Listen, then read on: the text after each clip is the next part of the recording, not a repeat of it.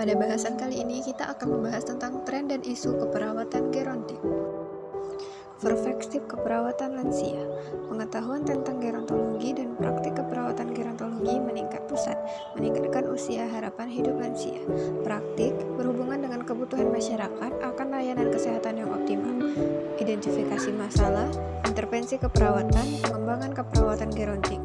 Walau baru, tumbuh paling pesat menurut Anas 1981. Bagian dari profesi keperawatan sistem layanan kesehatan masyarakat dunia, Palmer 1986.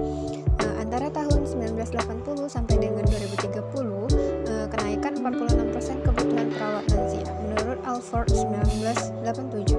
Isu dalam praktik keperawatan lansia, yang pertama ada intervensi pasien.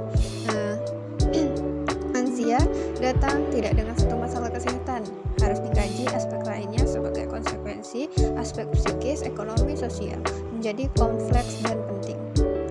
Keahlian yang dibutuhkan pada perawat lansia, yang pertama ada teknik pemberian asuhan keperawatan yang aman dan efektif, yang kedua ada pengetahuan yang komprehensif tentang tujuan umum pengkajian, penentuan intervensi, dan seperti itu. Lebih dari 80% lansia di atas umur 65 tahun terdapat satu masalah keperawatan. 3 kasus utama yang menyebabkan kematian lansia, yang pertama ada jantung, ada CA, ada cerebrovaskular. Perubahan memudahkan stresor. Yang pertama pada lansia ada proses menua. Di proses menua tersebut ada perubahan fisik, perubahan psikologis, dan perubahan sosial yang dapat menyebabkan stresor. Penduduk dunia menua dengan cepat. Laporan itu merekam setiap detik terdapat 2 orang berulang tahun ke-60 di dunia, atau 58 setiap tahun.